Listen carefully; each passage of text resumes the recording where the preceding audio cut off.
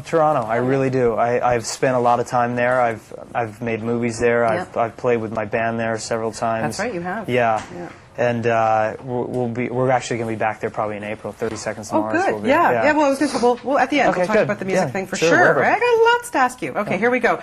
Well, congratulations, because I thought you did one hell of a job in this movie. Thank you very much. I appreciate it. You're welcome. And I was wondering, I mean, when you found out that you got this role, how freaked out were you? You're right, I was very freaked out because it was a huge responsibility, and you know when you show up with Oliver Stone and this caliber of actors, you better try not to suck, you know. And it was just a big undertaking. Physically, mentally, there was a lot of challenges. But I was very fortunate because I had taken 2 years off, and I came back, and then I was in this Oliver Stone movie. So it was very, I'm so grateful to have had the opportunity, really am. Where did you even start to get ready for this? I started reading, and I started running, and I started gaining weight because I wanted to feel strong for the role, so I put on about 15 pounds, and I read up on my classics, got into Homer and Aeschylus and Aristotle, and was reading all kinds of books, and it just continued from there. How do you get into a mindset of a guy like this? Who did you talk to, or just to try and understand a bit about him? Well, Oliver had great open kind of philosophical discussions with the cast. We did a lot of reading, talked to each other. The script is the ultimate source of information for me. That was the starting point. And then you flesh it out with your imagination and looking into his... I looked at everything from coins. I kind of get obsessed at looking at coins because coins stick around a long time, you know, and a lot longer than other things. So there's very little about Alexander that survived. I think most of it was probably in the libraries of Alexandria because Ptolemy probably brought it there, which is a shame after the fires there. It was just destroyed. The relationship between Alexander and Hephaestion, I mean, obviously there's been so much discussion about it, and I thought it was handled really well in the movie, by the way. And did you have to get into that mindset when you were thinking, like, oh my goodness, like, you know what, to talk about the love, you know, between them? For me, I understood, as soon as I read the script, I understood the relationship was about love. And 4 months later, Robin Lane Fox, who wrote an incredible biography of Alexander, said to me, the first thing he said is, the only thing you need to know about Alexander and Hephaestion is the love that they had for each other. So it's nice to have that reiterated. I think Oliver put the most important part of our relationship on screen. And Hephaestion was really critical to Alexander's success, emotionally and politically. So it was I loved the character of Hephaestion, and it was easy for me to understand the relationship and all the parameters, so it was cool. You spent, obviously, most of your scenes with Colin. When you started to work with him, I mean, what ultimately impressed you about him? Why was he such a great Alexander? I'll tell you, you know why he was, the strongest quality that comes to mind is his generosity as an actor. He's also a born leader, and he's got a big heart. He's really, he's got a lot of similarities. To Alexander? Yeah, in many ways. He played the part beautifully on the day when we shot it. And we all rallied around him, and it was easy for us to see him in the part. It wasn't a stretch at all. Yeah, you all did a really good job. Thank you very much. It must have been an extremely challenging work. It was very. Can't even imagine. Yeah. I mean, being bloodied up. What's with you in these masochistic roles? I have to ask you. You're being punched out. I'll never forget Requiem for a Dream, that shot with the arm. I will never in my life forget that performance. It was one of the most awesome. Thank you very much. But you like to get beat up in films. What is going on with you? I don't know. It's like a sadomasochistic clause in my contract that someone's putting in there every time. From Fincher to Aronofsky to Oliver Stone, I get pretty worked. Every movie, yeah, you're right, every movie. I was in Toronto making American Psycho, and I get hacked to death in that one. So it just seems to be something, I don't know, maybe I'm meant to die soon. Perhaps a comedy soon, Jared? Maybe, yeah. You think you want to maybe go that way?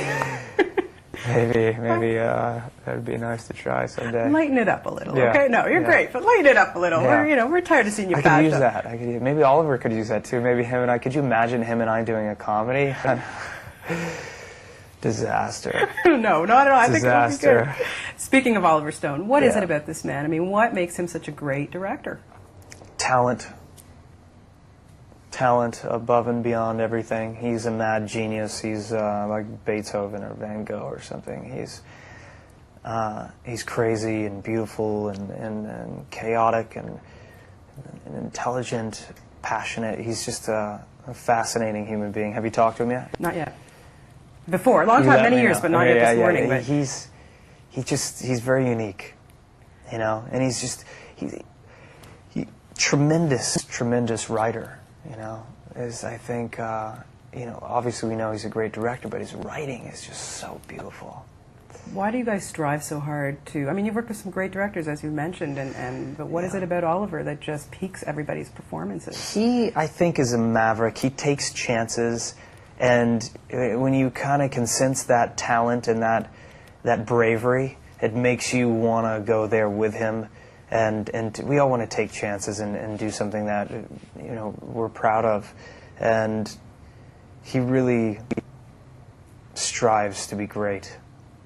And that's a nice thing to be around. Yeah, I'm sure. At the end of the day, I mean, I was saying to Colin that, I think Alexander was, even though he was revered and loved and accomplished so much, he was kind of a sad character, kind of a lonely guy, really. And, really, in your opinion, why do you think Alexander was so great? I think he was born with an incredible amount of talent. He was tutored by Aristotle. His father was one of the greatest military minds of all time. He set Alexander up with the first standing army ever, 50,000 incredible warriors. So everything kind of clicked.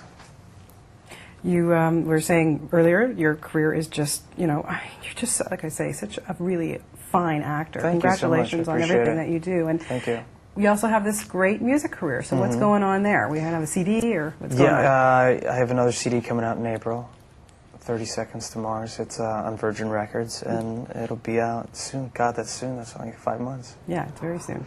So we'll probably be coming up to Toronto again, too. We Well, played there several times, and we love it. So we'll be back. Well, you have a definitely. lot of fans there. I know that for sure. It's great people there. Great people, great crowd. What is it when you either work on a film or work on your music? I mean, I know this is a really hard question, but ultimately, what really gives you the satisfaction? Where can you be more creative? Or I don't, I've always been driven by creative impulses, and I search for that reward. But I think it's an indefinable thing, really. It's just you're kind of obsessed with it, or you're not, I think. I don't know if it's a good thing or a bad thing, you know? But I'll see you in Toronto soon. Well, I hope so. Yeah. What, in terms of your films, what are we going to see next? Or what is there specifically that you look for in your scripts now? I look for three things. I look for a great script, a great director, and a great part. And,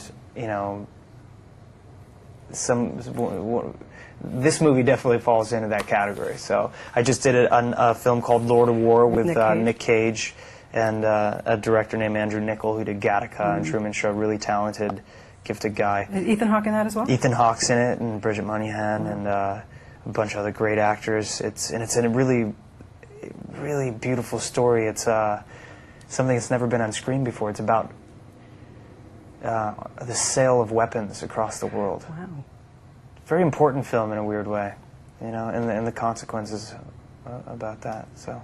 And are you doing a film called Awake? Or Yeah, is that, okay, yeah, now tell me that, because that's like everybody's nightmare. I was reading the premise of that. Can you imagine being on an operating table and your anesthetic wears off? Like, tell me a little bit about that. Well, it's about a young guy that goes into the hospital to get a heart transplant. He gets put under anesthesia, and he realizes once he's under that he can hear and feel everything, but he can't move. And they're ripping his heart open and pulling it out of his chest. And then some other things happen. I can't talk about it, but he's got to kind of go through his memories to figure out what's going on. More masochism. Yeah, more masochism. Jared. What's up with that? No, get the comedies happening. Maybe I okay? need a spanking. Okay, I won't be giving it to you, but it's a pleasure to meet you and talk to you. You're such a tease. Thank you so much. Thank you. And it's funny because I have a son, Jared.